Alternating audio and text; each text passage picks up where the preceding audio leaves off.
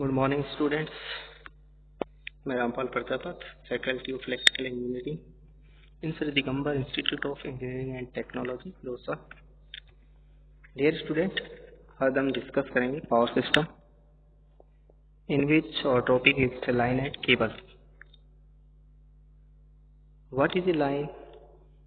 Line is a conductor which is required to transfer the power from generating station to the load center. Similarly, cables are also required to transfer the power. Now we discuss factors to be considered while designing transmission line. It means at the time of designing the transmission line, there are some factors which we have to be remembered. First is type and size of the conductor. Size of the conductor in transmission line depends on the transmission voltage. At different voltage, size of the conductor is also different. Means at high voltage or in high voltage transmission, size of conductor is more. So conductor is designed on the basis of transmission voltage and power. Second is efficiency of transmission. The efficiency of transmission line should be high. It means there should be minimum losses in the transmission line. Third is corona loss. What is corona loss? Corona loss is due to the ionization of air surrounding the conductor in high voltage or EHV transmission lines. In EHV transmission lines, air of surrounding conductor gets ionized, due to which there is sparking and a hissing noise is created around the conductor, which is known as corona effect. This corona effect reduces the efficiency of transmission line and there is distortion of power due to this effect. So it should be minimum.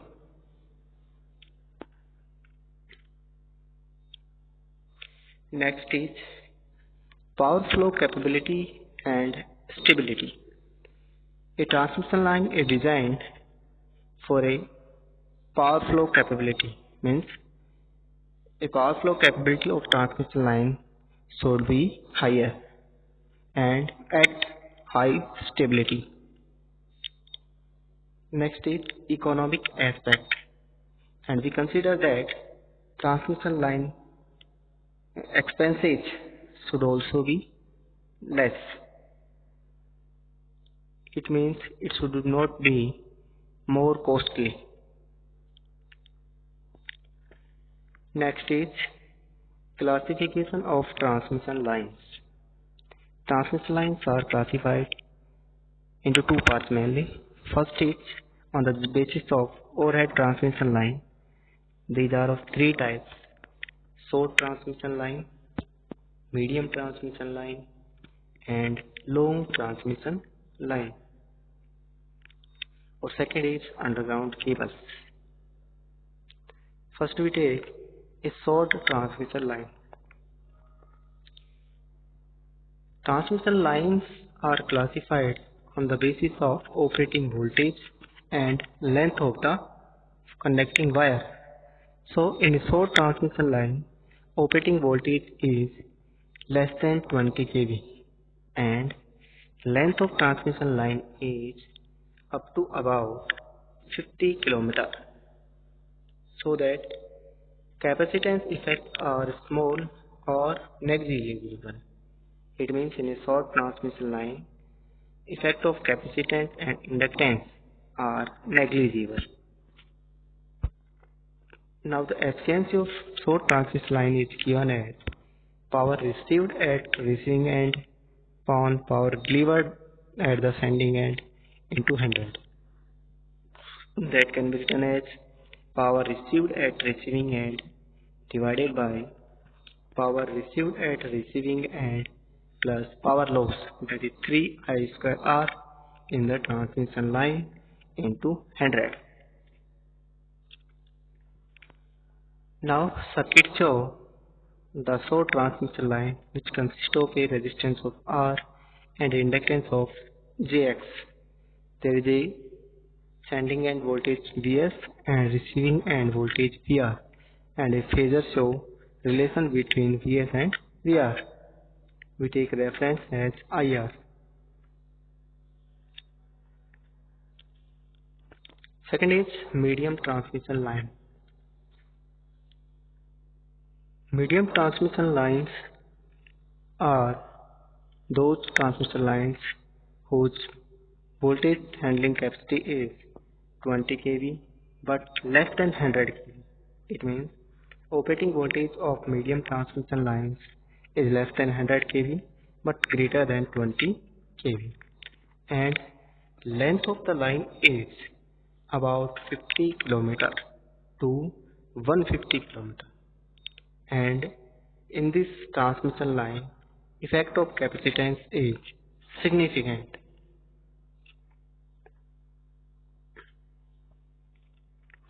Third is long transmission line.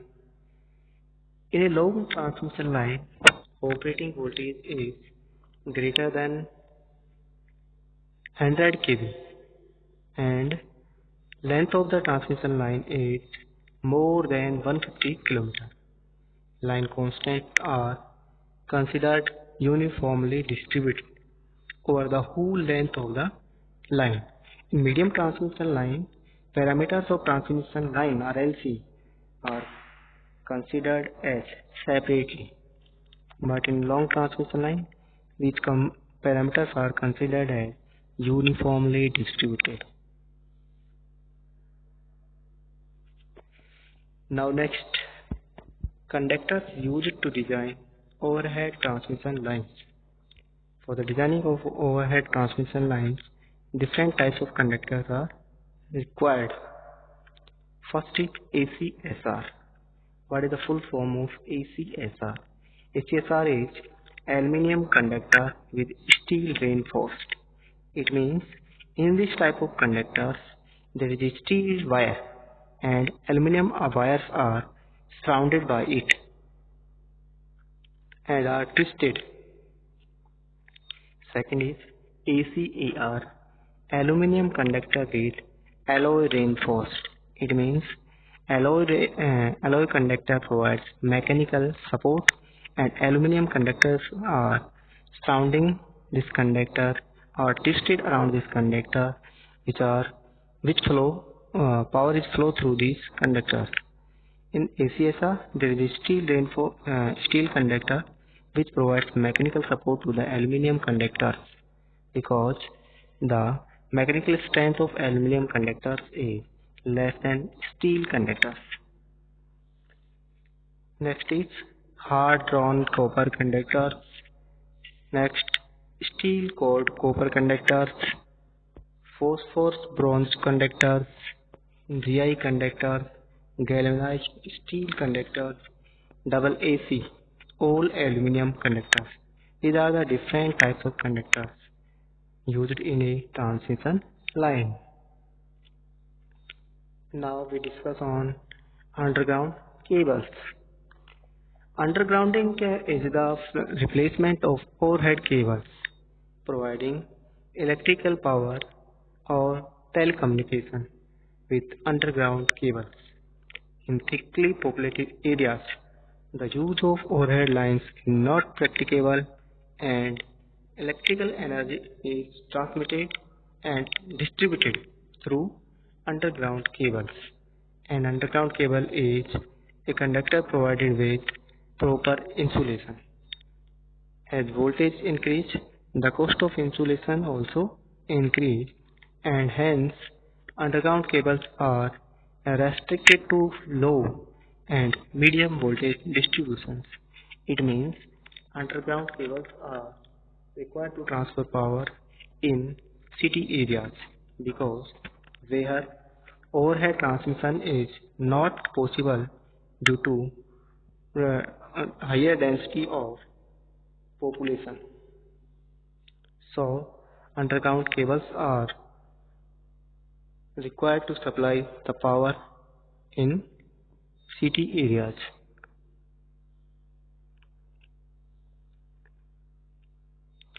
In cable, a cable can transfer power at low voltage because as the voltage is increased, insulation required for the cable should also be increased, which increase the cost of the cable.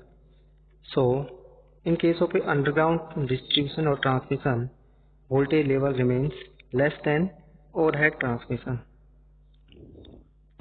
Now, construction of an underground cable. In underground cable consists of different parts. First is conductor. Conductor Conductor is a wire or which required for the flow of power or which transmit power from one station to the other station. Next is insulation. Insulation is provided around each conductor so that there should not be any short circuit in the cable. Next is sheath. Sheath is required to protect the insulation from mechanical damage. Next is bedding. Bedding maintain uniform insulation. Next is armoring. Armoring in a cable is required to protect the cable from any wear and tear or mechanical stress. Now next is serving. Serving in a cable provides moisture protection. It means it protects the cable from outermost environment or moisture. Now classification of underground cables. There are different types of underground cables by voltage. First is LT cables. LT means low tension cables with a maximum capacity of 100 volt. Second is HT cables, high tension cables with a maximum of 11 kV ST cables. Super tension cables with a rating of between 22 kV and 33 kV. EHT cables, extra high tension cables with a rating of between 33 kV and 66 kV. And next is extra super voltage cables with maximum voltage rating beyond 132 kV. By construction, cables are divided into different types. First is belted cable, maximum voltage of 11 kV. Screen cables, maximum voltage of 66 kV. Pressure cables, maximum voltage of about 66 kV or more. Now there are some advantages of underground cables. What are the advantages of underground cables? Underground cables have different advantages. First is low chance of developing fault. Means underground cables are kept under the ground, so there is less chance of developing the fault. Second is low maintenance cost because cables are stable at their position, so maintenance required is less. Next is not influenced by environmental conditions. Underground cables are kept under the ground, so it is unaffected by the outermost environment conditions. Next is more durable in comparison to overhead transmission lines. It means underground cables can be used for long time. Next is underground cables are more safe for mankind.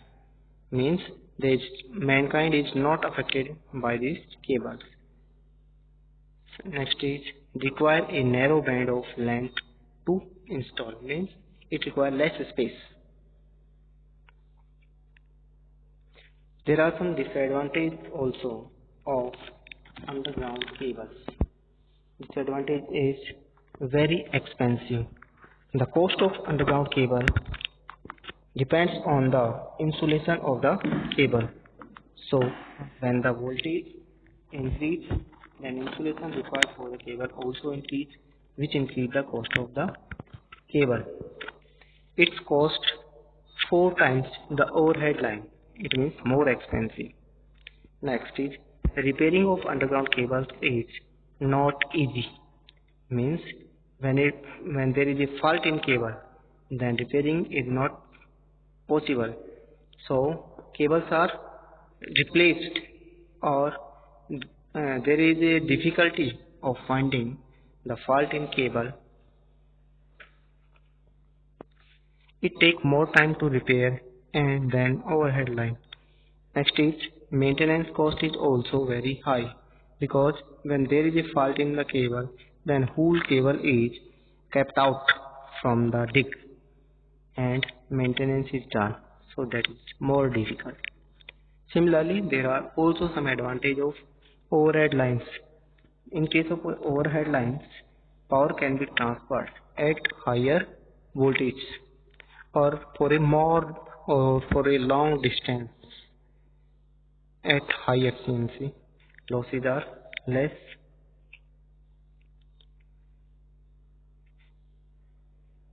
Okay, students. Now we remind this topic again for a short time.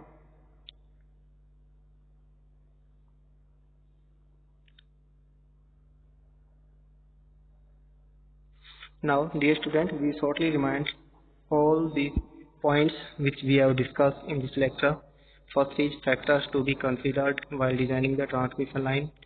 First is type and size of the conductor, efficiency of transmission, corona loss, power flow capability, and economic aspect. It means a transmission line, at the time of designing the transmission line, there are factors which we have to remember. Means efficiency of transmission line should be high, there should be less corona loss, size of the conductor depends on the voltage, and power flow capability should be high, and stability of the cable should be high, or transmission line should be high. Economically, transmission line should be cheaper. These are the factors. Next is classification of transmission lines. Transmission lines are classified into two: overhead transmission lines and cables. Means we know that transmission line is the component of the power system which is required to transfer the power from generating station to the load center. So transmission of power is possible by two methods. One is overhead transmission and second is underground transmission. In a overhead transmission lines are classified into three types on the basis of operating voltage and length of the line. So these are three. One is short transmission line, second is medium transmission line, and third is long transmission line. Firstly, short transmission line. A short transmission line operating voltage is less than 20 kV and the length of the line is about 50 km, and capacitance effect are small or negligible. Efficiency is given by power output upon power input. Power input is receiving end power plus losses in the transmission line, which should be less. Figure show the transmission line parameters. Next, medium transmission line. The operating voltage is more than 20 kV and less than 100 kV. Length of the line is about 50 km to 150 km. Capacitance effect is significant. We have to remember that in a medium transmission line, parameters resistance, inductance and capacitance are considered as lumped parameters. What are the lumped parameters? Lumped parameters are those parameters which are pure, means pure inductor, pure capacitor, pure resistance, are said to be lumped parameters. Similarly, in a long transmission line, operating voltage is greater than 100 kV and length of the line more than 150 km. Line constants are considered uniformly distributed for the whole length of the line or the whole length of the line. It means, what are the distributed parameters? Distributed parameters are those parameters which cannot be separated. Means these parameters are mixed parameters. Now, conductors used to design overhead transmission line. There are different conductors required for designing the transmission line. First is ACSR, that is aluminum conductor with steel reinforced. ACAR, aluminum conductor with alloy reinforced. Hard drawn copper conductors, steel cord copper conductors, phosphorus bronze copper conductors, galvanized steel conductors, AAC all aluminum conductors. These are the different conductors. First, we know that in ACSR conductors there is a conductor of steel which provides mechanical support to the aluminum conductors. It means aluminum conductors are twisted around the steel conductors. Similarly, in ACAR, alloy conductor provides mechanical support to the aluminum conductors. Now, underground cables. Undergrounding is the replacement of overhead cables providing electrical power or telecommunication with underground cables.